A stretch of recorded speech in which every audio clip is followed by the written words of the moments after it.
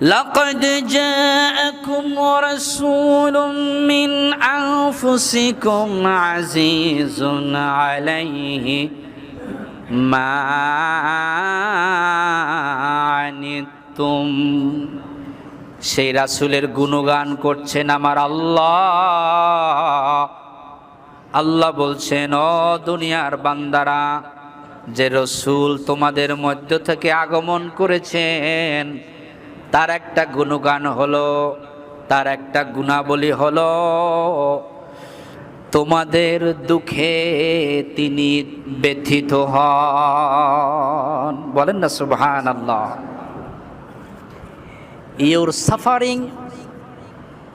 Your suffering is also very painful for him. তোমার কষ্টটা তাকে বেশি পেইন দেয়। তার উম্মত যদি কষ্ট পায়